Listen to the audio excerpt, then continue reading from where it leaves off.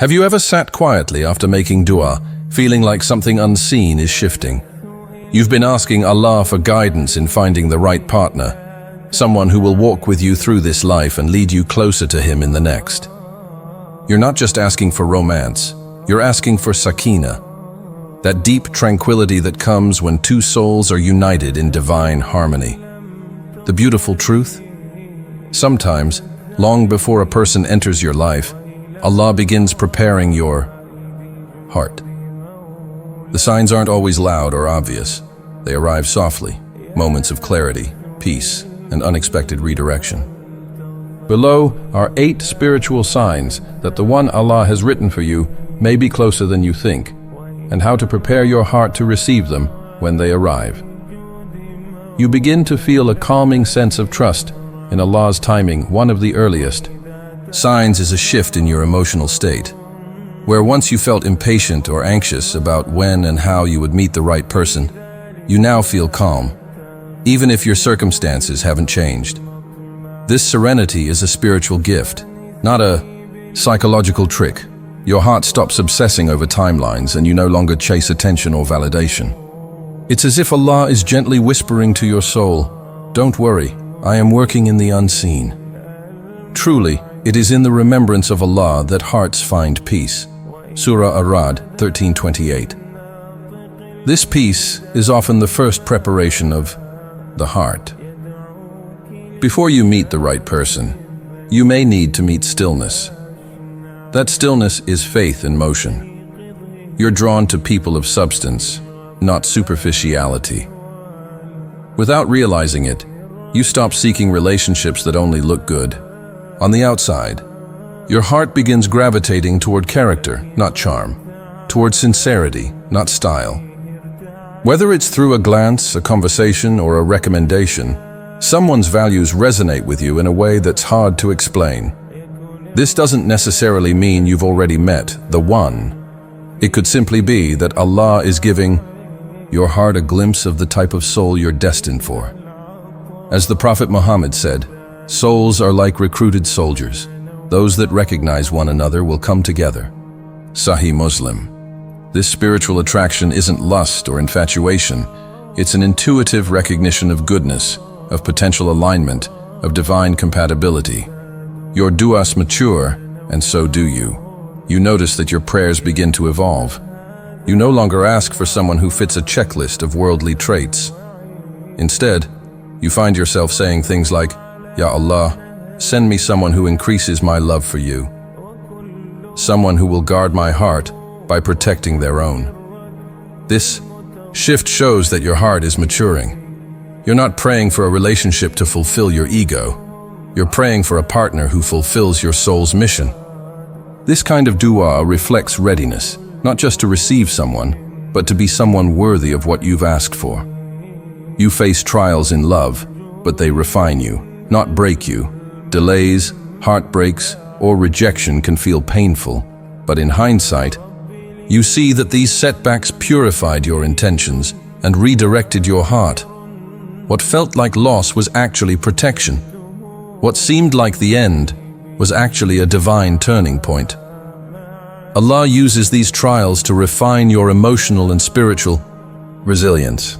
And in those moments of surrender, He prepares the heart to receive something far better. But perhaps you hate a thing and it is good for you. And perhaps you love a thing and it is bad for you. And Allah knows, while you know not. Surah Al-Baqarah 2:216. Don't underestimate the power of heartbreak in shaping the heart to become more compassionate, self-aware, and spiritually aligned. You begin embodying the qualities you seek in a partner. It's a spiritual law. We often attract what we are. As you get closer to meeting the one written for you, you may find yourself working on becoming the kind of person you hope to marry. You focus on refining your manners, deepening your connection with the Quran, or managing your emotions with greater maturity. This self-work isn't motivated by desperation. It's an act of love for Allah, for yourself, and for your future spouse. It reflects your readiness to be a source of peace, not just a seeker of it. The Prophet said, "The best of you are those who are best to their families. Tirmidhi. If you're praying for someone righteous, honest, loyal, and God-conscious, ask yourself, am I also becoming these things? 6. You surrender attachments that were never meant for you, letting go of past entanglements, unhealthy attractions, or fantasies about people who don't value you is one of the clearest signs you're being spiritually redirected. What you once held on to tightly begins to feel heavy, and you find the strength to release it, not out of bitterness, but out of faith. This release is not giving up on love. It's giving in to the wisdom of Allah. It's accepting that what's truly yours will never require begging, doubting, or sacrificing your dignity. Sometimes, after letting go, the right person enters with ease and clarity, as if to say, now that your hands are free, take what I've always prepared for you. Your inner and outer circles. Begin to align with faith without forcing it. Your environment begins to shift.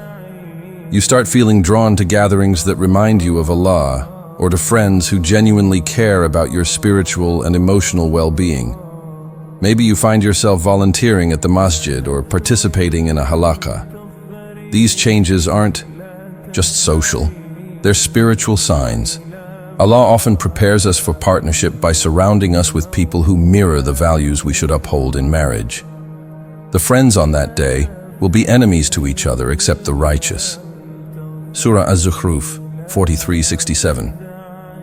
If your social life feels different lately, more intentional, more spiritually fulfilling, it may be that you're being aligned with people who will help guide you to your future spouse.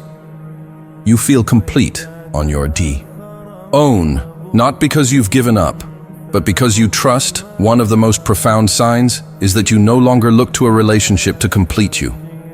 Your identity isn't built around finding the one.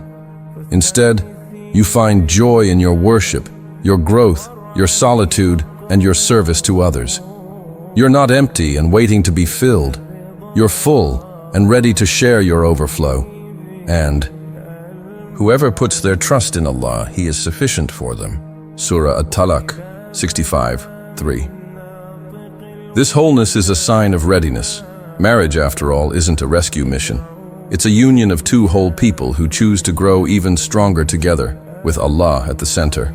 How to prepare your heart for the one Allah has chosen for you. Recognizing the signs is only the beginning.